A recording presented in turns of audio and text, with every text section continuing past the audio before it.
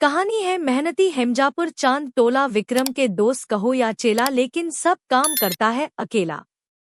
मजेदार कहानी cartoon video देखने के लिए Munger cartoon story YouTube channel को सब्सक्राइब जरूर करें। अगर फेसबुक पेज पर देख रहे हैं तो फॉलो जरूर करें। बहुत समय पहले की बात है। एक छोटे से गांव में हरिया नाम का एक किसान रहता था। उसका जीवन बेहद सादा था। उसके पास न ज्यादा जमीन थी, न ही कोई पशु। बस एक छोटा सा खेत था जिसमें वो कड़ी मेहनत करके अपने परिवार का पेट पालता था। हरिया की एक खासियत थी, उसकी ईमानदारी। गांव के सभी लोग उसे बहुत मानते थे क्योंकि वो कभी झूठ नहीं बोलता था, न किसी का नुकसान करता था। चाहे जितनी भी कठिनाई आ जाए, वो कभी गलत रास्ता नहीं चुनता। एक बार की बात है, हरिया अपने खेत में हल चला रहा था। अचानक उसके हल से कोई सख्त चीज टकराई। उसने उत्सुकतावश मिट्टी हटाई तो देखा कि वहां एक लोहे का बर्तन दबा हुआ है। उसने बर्तन बाहर निकाला तो उसकी आंखें चौंधिया गईं। बर्तन में सोने के सिक्के भरे हुए थे। हरिया कुछ देर वहीं बह रहा। उसने सोचा, अगर मैं चाहूं तो ये सब अपने पास रख सकता हूं। इससे मेरी गरीबी दूर हो जाएगी। मैं अपने बच्चों को अच्छे स्कूल में पढ़ा सकता हूं, नया घर बना सकता हूं। लेकिन फिर उसका मन बोला, ये धन मेरा नहीं है, यह किसी और का हो सकता है। किसी की अमानत को रखना बेईमानी होगी। हरिया ने बिना समय गंवाए वो बर्तन उठाया और सीधा गांव के सरपंच के पास गया। उसने पूरी बात बताई और सिक्कों से भरा बर्तन सरपंच को सौंप दिया। सरपंच उसकी ईमानदारी देखकर बहुत प्रभावित हुआ। उन्होंने सारे गांव वालों को बुलाया और हरिया की तारीफ की। गांव में शायद ही कोई ऐसा व्यक्ति था जो इतने बड़े प्रलोभन के सामने भी ईमानदारी न छोड़े। कुछ ही दिनों बाद एक व्यक्ति गांव आया। वह उस जमीन का असली मालिक था जो वर्षों पहले किसी कारणवश गांव छोड़कर चला गया था। उसने गांव के कागजात देखकर जमीन पहचानी और बताया कि वह बर्तन उसके दादा के समय का है, जिसे उन्होंने जमीन में छिपाया था।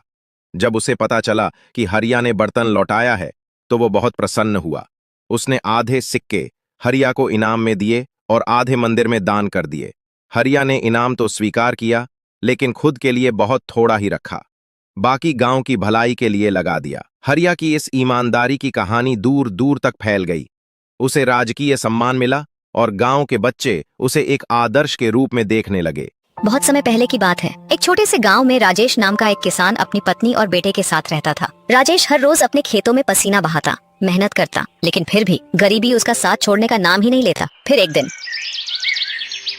अब मैं क्या करूं भाग्यवान, तुम ही बताओ। दिन रात खेतों में जान झोंक देता हूं, पर फिर भी हमें 3 वक्त का खाना नसीब नहीं होता। आप चिंता मत कीजिए जी, भगवान सब देख रहा है। भले ही आज हमारे पास कुछ नहीं है, लेकिन एक दिन हमारी मेहनत जरूर रंग लाएगी। हम भी खुशहाल जिंदगी जिएंगे। मालिनी के प्यार और हिम्मत देने वाले शब्दों ने राजेश के दिल को छू लिया। उसके चेहरे पर थोड़ी उम्मीद की रोशनी दिखने लगी और वो फिर से खेतों की ओर निकल पड़ा, जहाँ रास्ते में उसका बचपन का दोस्त मोनू मिलता है। क्या बात है भाई, सुबह सुबह ऐसे ही निकल पड़े? लगता है भाभी जी का मूड ज्यादा ही खराब है आज, तभी खेतों की ओर भाग रहे हो, है ना? अरे नहीं यार, अब क्या बताऊं तुम्हें।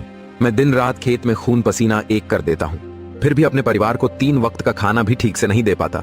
मुझे तो खुद पर शर्म सी आती है। तू ऐसा क्यों नहीं करता भाई? देखना, आजकल बाजार में हरी सब्जियों की कितनी डिमांड है। तू भी अपने खेत में बैंगन, भिंडी, लौकी जैसी सब्जियां उगाना शुरू कर, फिर देखना। मोनू की बात राजेश के दिल को छू गई। अब उसके मन में एक नई उम्मीद की किरण जाग चुकी थी। ठीक है भाई, मैं फिर बाद में मिलता हूँ, अभी मुझे थोड़ा काम है। इतना कहकर मोनू वहाँ से चला जाता है और राजेश उसी बात को लेकर गहराई से सोच में डूबा रह जाता है। ये मेरे दिमाग में क्यों नहीं आया? ये मोनू तो मुझे बहुत ही बढ़िया उपाय बताया है।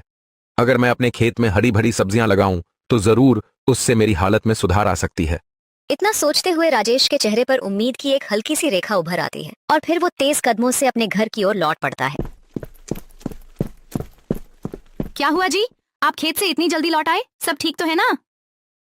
राजेश मालती को मोनू की सारी बातें बड़े ही उत्साह से बताता है। मालती भी मुस्कुराकर उसका साथ देती है। उसी दिन राजेश बाजार जाता है और अपने खेतों के लिए हरी भरी सब्जियों के बीज लेकर लौटता है। फिर अगले दिन,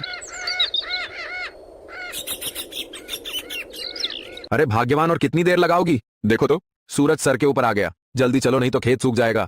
बस मेरा सारा काम निपट ही गया है। चलिए अब आपके साथ खेत भी देख लूं। पापा, आज मैं भी आपके साथ खेतों में चलूं? नहीं बेटा, देखो बाहर कितनी तेज धूप है। तुम अभी छोटे हो, बाहर मत जाना। ठीक है पापा। इतना समझाकर राजेश और मालती दोनों पूरे जोश के साथ खेत की ओर निकल पड़ते हैं। चिलचिलाती धूप हो या तेज हवाएं, दोनों दिन रात मेहनत करते हैं। धीरे धीरे पूरा खेत हरी भरी सब्जियों के बीजों से भर जाता है और फिर 1 महीने बाद वही खेत जो कभी सूना पड़ा था अब हरियाली से लहलहाने लगता है। गांव रामपुर में गर्मी अपने चरम पर थी। गोपाल नामक मजदूर अपनी पत्नी चंपा, बेटी गुड़िया और बेटे राजू के साथ मिट्टी के एक छोटे से घर में रहता था। उनके पास बिजली भी कम ही आती थी। माँ बेटे की हालत गर्मी से बहुत खराब रहती। गोपाल: चंपा, देख तो जरा, गुड़िया फिर से पानी मांग रही है, उसका गला सूख गया है। पानी ठंडा नहीं है, मिट्टी के घड़े से ही मिल रहा है, कुछ करना पड़ेगा। दोनों दुखी होते हैं।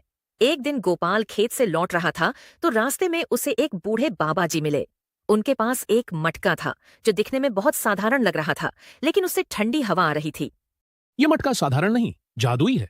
इसमें जो पानी भरोगे वो ठंडा रहेगा और घर में ठंडी हवा क्या फैलाएगा। आप मुझे ये दे सकते हैं? इसके लिए ईमानदारी, मेहनत और दूसरों की सेवा की भावना चाहिए। एक परीक्षा होगी। बाबा जी ने गोपाल को बताया कि अगले 3 दिन तक वह किसी भी गरीब को मदद करेगा और किसी से बदले में कुछ नहीं लेगा।